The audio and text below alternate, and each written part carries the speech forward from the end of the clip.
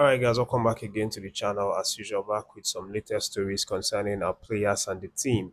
But before I go straight into that, I just wanted to introduce to you the new feature that YouTube has launched, and I've now switched it on this channel. And this feature allows you as the subscribers, as the audience, to be able to post in the community tab and share your opinion, start a discussion, talk about a topic that is interesting to you, or just about your opinion about anything, provided they are related to the Super Eagles of Nigeria and our players on the channel. So it's not just the creators or the owners of the channel that can do that, but you also can now do that and have other people engage on your topic, on what you talk about, and we can dissect it.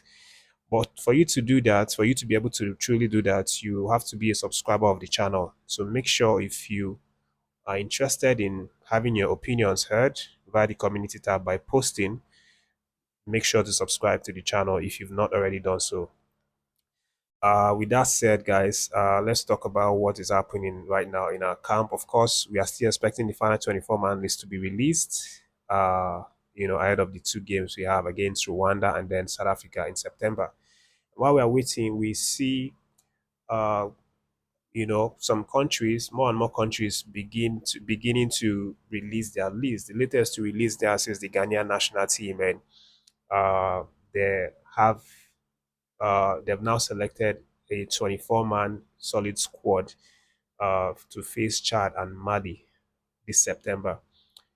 You know, and the squad, I have to say, looks really interesting.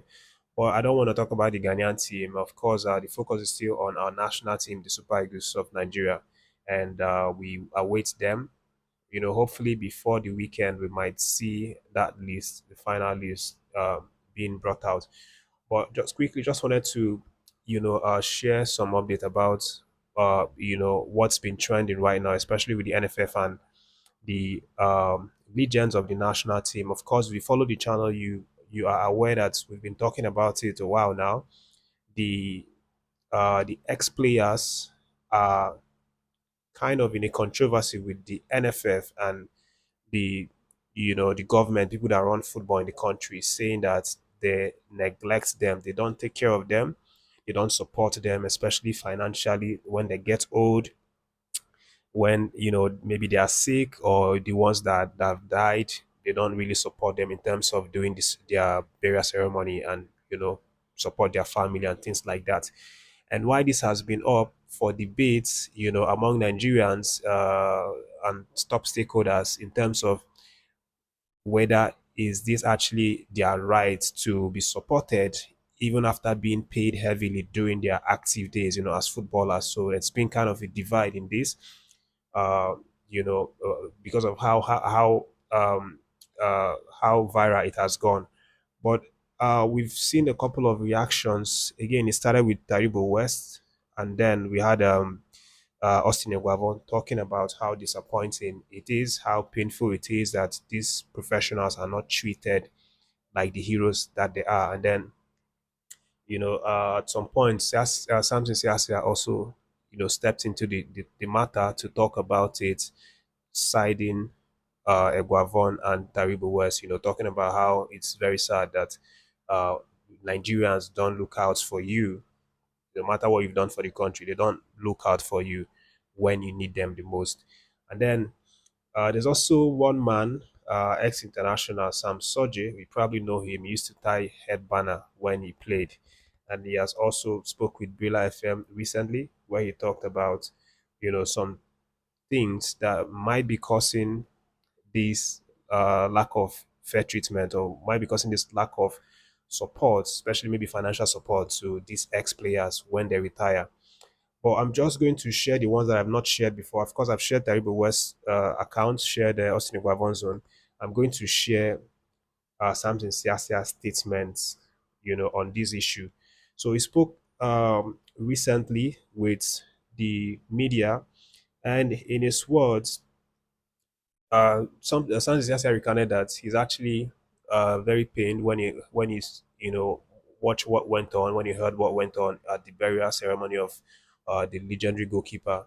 And he said it was very personal to him because he was the one that was more close to the goalkeeper during their playing days. They said even before they were called up into the national team, he had been playing in Belgian league with Peter Rufai, and he said he saw Peter Rufai as his elder brother. His big brother during that period because he was the pace setter, or that means he actually was one of the first people to pave way for Nigerians in the Belgian league, and not just playing in Belgian league, but they always sat side to side in the dressing room, in the training, all from the league. And then when they eventually got, invited to the national team, he had been always close to the legend himself. So he said that was very personal and painful to him when he saw uh, how, he was treated and the family was treated. But let me make it more relatable to you guys as I read what he said to newsmen. He said, "When I learned of Peter Rufai's death, I felt so sad and was very unhappy because he did not say anything. Even if he had said something, what will Nigerians do? Look at Kadiri Ikana and Henry Nwosu when they were critically sick. Nigerians do not take care of their own. We are like fallen soldiers. When you go to war and come back, everybody forgets about you, and this has to change." He continued, "The government has to be in charge of taking care of funerals like this when they have served the nation as a legion. I don't think it is too much to ask." So that is part of what he said, and then he goes further to talk about how close he is to the Legion. He said, "Since I started playing in the Super Eagles, even before then, I played with him in Belgium. He was the first to arrive in Belgium. Rufai is like a senior brother to me. When we started playing for Super Eagles, I can remember vividly that most of the time we were in the same room. So I am closer to Rufai than anybody when you talk about the Nigerian men's senior team." So that's Samson Siasa's take on this, of course, thereby reiterating that these legends need to be taken care of. It doesn't matter what they earn during their active playing career days, you still have to take care of them, provided they serve the country and they are regarded as legends and warriors of the country in their sport. They deserve that. That is what Siasia is saying. But again, just to add to it, the NFF, that's the Nigerian Football Federation, has come out through their media personnel to defend themselves among all of these accusations, coming from these different ex-internationals as to how they don't take care of their players.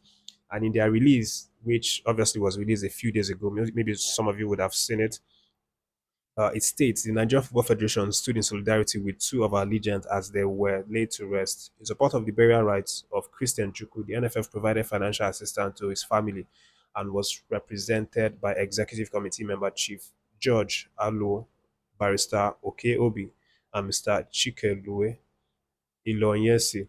Similarly, at the funeral mass of Peter Rufai in Lagos, the NFF also offered financial support to his family. The delegation included Executive Committee member Alhaji Ganiu Majekundumi and Dr. Ademola Olajire. We honor their service, we celebrate their legacy, and extend our continued support to their families. So this is what the release of the NFF, as they try to correct the impression that Taribo West sent out when he made that interview saying that the NFF did not support the family financially, that the family had to ask the players, the access of money to bury the man. And NFF are saying, no, that's not the truth. We actually supported the family, not just Peter Rufai's family, but also the late Christian Chukwu's family. We supported them financially to take care of the burial right and everything. So this is the controversy that has been rocking, the Nigerian football industry recently. And then there is this latest one from Sam Sodji right now, and he had an interview with Brilla FM where he gave his opinion about what he feels is the reason why uh, ex players are not really taken care of, which is kind of related to the matter.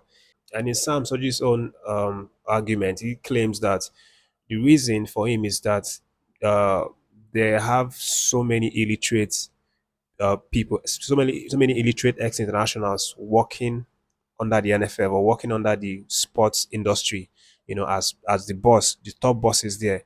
And these people are so illiterate that they don't know how to fight for the masses. They don't know how to fight for all footballers, all ex internationals. They only care and are only interested in fighting for themselves, for their families, for their pocket, and just do not care about what happens to all other, ex internationals. That is what Sam Sodje is saying. He said the biggest problem are the ex internationals because they are the ones who are not educated and are the ones in front, making the decisions, calling the shots. That is what I said. Do you believe this? Do you think Sam Sodji is on point? Do you think he has? Do you think there's some truth in what he's saying? Again, this just brings us back to the many rumors that we've been hearing over the years that there are some people in the NFF higher ups who are preventing the growth and development of Nigerian football as a whole. That is kind of where Sam Sodje is drifting towards right at this point in time. But let me know what you think about it. What is your own opinion about some of these things that have been said?